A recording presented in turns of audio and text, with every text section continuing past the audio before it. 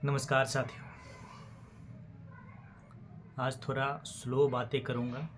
जब आप वीडियो देखेंगे तो थोड़ा सा फास्ट करके 1.25 पे जा कर के देख लीजिएगा। आज मेरे जीवन का एक और बसंत बीत गया। आज ही के दिन मुजफ्फरपुर में मैं पैदा हुआ था, एक हॉस्पिटल में। मम्मी पापा किसान थे, फिर बाद में फादर को नौकरी लग गई। उस समय जब मैं पैदा हुआ था, फादर को मात्र 176 रुपये मिल रहे थे। समझ सकते हैं। लेकिन मैं जानता हूँ मेरे पर्सनल चीज़ों में किसी को कोई ज़्यादा इंटरेस्ट नहीं है और होना भी नहीं चाहिए।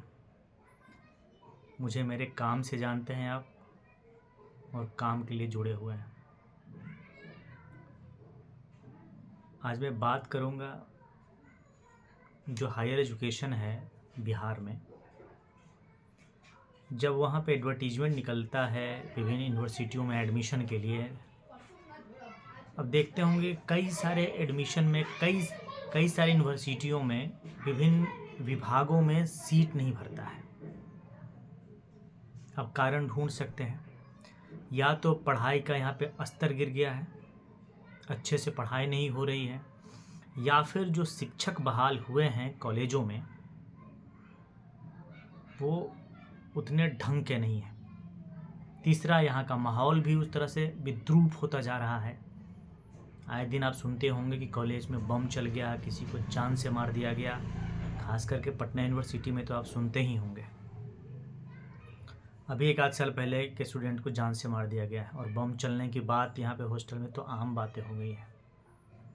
शिक्षा का स्तर गिर रहा है। इसी पे सवाल उठाया गया। मैं कल विश्वविद्यालय चयन आयोग में गया हुआ था, और अभी जो चेयरमैन हैं, उनके जो सलाहकार हैं, वकील हैं, उनसे भी लगभग एक आध सप्ताह पहले बात हुई थी, 10 दिन पहले बात हुई थी। आप लोग से मैंने एक वीडियो में कहा भी था कि मैं विस्तृत एक वीडियो लेकर के आऊँगा जो बिहार में असिस्टेंट प्रोफेसर के प्राध्यापक की बहाली होने वाली है कॉलेजों में, उसको लेकर के थोड़ा सा सर्च कर रहा था और जानकारी हासिल कर रहा था ताकि मैं शेयर करूं आपसे।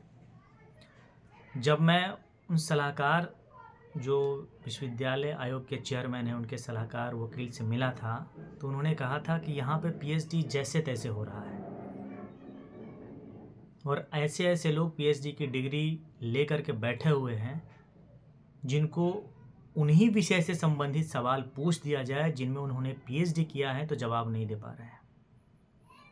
और इसी के कारण अभी जो बहाली होने वाली है बिहार में सहायक प्राध्यापक असिस्टेंट प्रोफेसर की, वो अब एग्ज़ाम लेकर के होगा।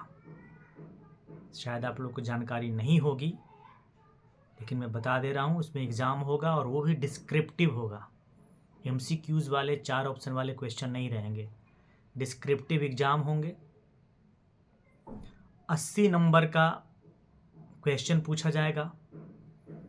10 नंबर आपके टीचिंग एक्सपीरियंस का रहेगा 5 साल का, और 10 नंबर 5 रिसर्च पेपर जो आपके पब्लिश हुए होंगे उसका मिलेगा। 100 मार्क्स हो गए, और 15 नंबर का वाइवा होगा।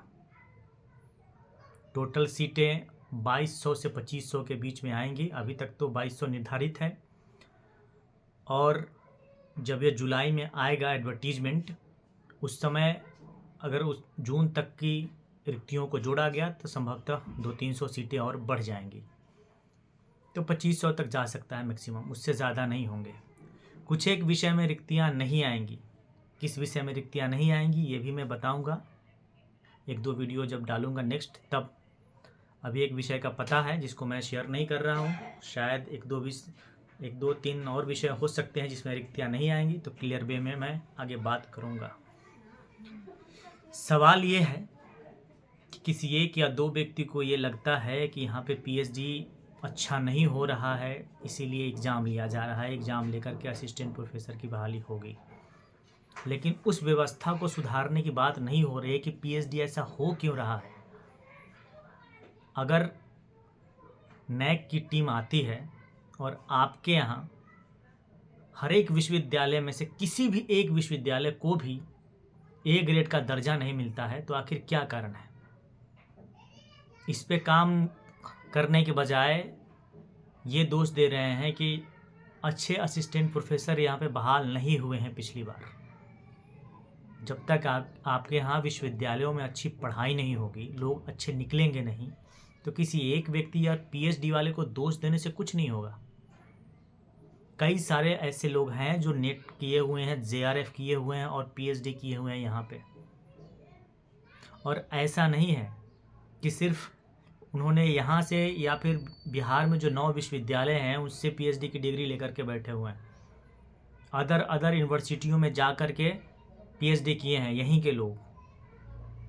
तो आप पीएचडी पे सवाल कैसे उठा सकते हैं? मेरा खुद 2020 में जब मैं यहाँ पे एडमिशन लिया था, नेट मेरा भी क्लियर हो गया था, तो जेएनयू में मैंने दिया था एडमिशन के लिए, दूसरे नंबर वेटिंग पे रह गया था, नहीं हुआ। फिर आकर के 2020 में पटना यूनिवर्सिटी में मैंने पीएचडी में एडमिशन ले लिया। अब इस बात से सीधे से इस बात को खारिज कर देना कि पीएचडी की डिग्री लोग जैसे तैसे लेते हैं, जब पैरवी पहचान के दम पर पे या दूसरे से लिखवा करके, जैसा कि उन लोगों ने मुझे कहा, यही बातें मैं सीधा आपसे कह रहा हूँ। और इसीलिए डिस्क्रिप्टिव एग्ज़ाम भी होने जा रहा है।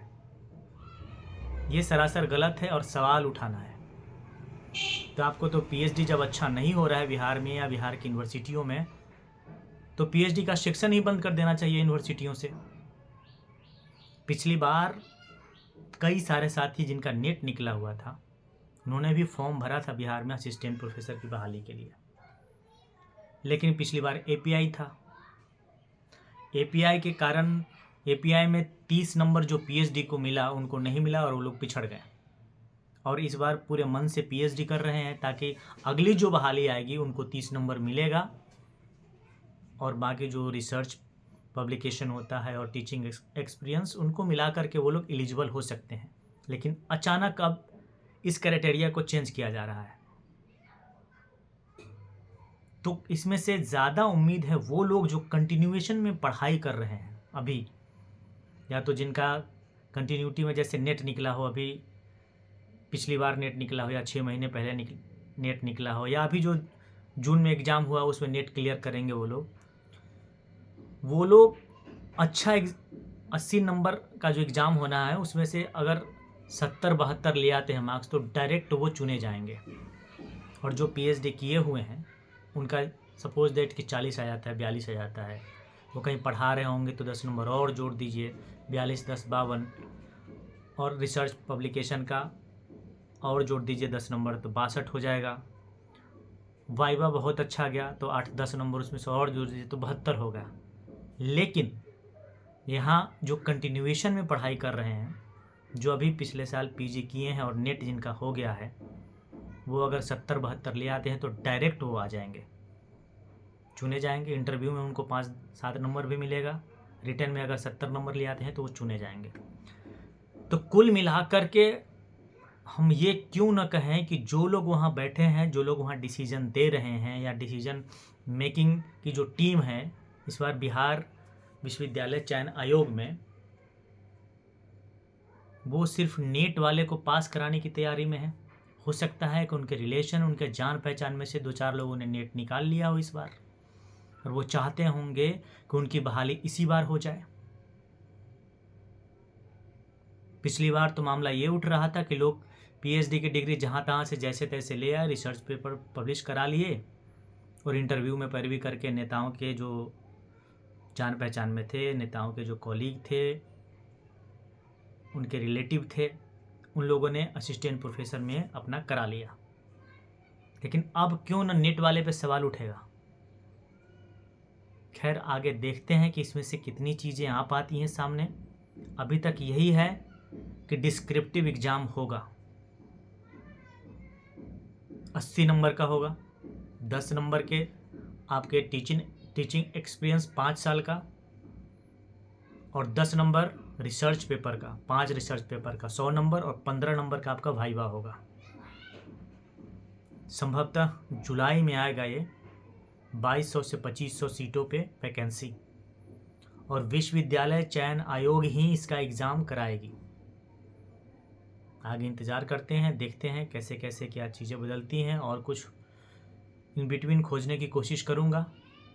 और जो साथी मेरा वीडियो पहली बार देख रहे हैं उनसे आग्रह करूँगा कि चैनल को लाइक करें, सब्सक्राइब करें और शेयर करें, ताकि मैं और काम कर सकूँ। आप एनर्जी प्रोवाइड करते हैं तो मैं काम अच्छा करता हूँ। मुझे ऐसा लग रहा है अभी भी 16 से 17 घंटे काम कर लेता हूँ, रात को 4-5 घंटे सो लेता हूँ। दिनचर्या ही ऐसी बनी हुई है। सुबह 4:30 बजे जगना, 7 बजे रूम से निकलना, 7:30 की ट्रेन पकड़ करके स्कूल में पहुँच जाना 8:30 पौने 9 तक। वहाँ से फिर स्कूल से निकलना 4 बजे, और 5 बजे ट्रेन लेकर के 6:30 बजे पौने 7 बजे आवास पे आना, फ्रेश होना, खाना वाना बनाना, फिर फ़ोन करना, जिन लोगों के फ़ोन दिन भर आए होते हैं मैसेज का जवाब देना, अंत में फिर खाना बनाना, खाना खाते पीते रात को 11 बजते हैं सोता हूँ। यही दिनचर्या है अभी भी, लेकिन कंटिन्यू काम करते रहता हूँ। ठीक है, लाइक सब्सक्राइब शेयर करिए और एनर्जी प्रोवाइड करिए ताकि मैं काम कर सकूँ। Thank you. मैं अशोक क्रांति।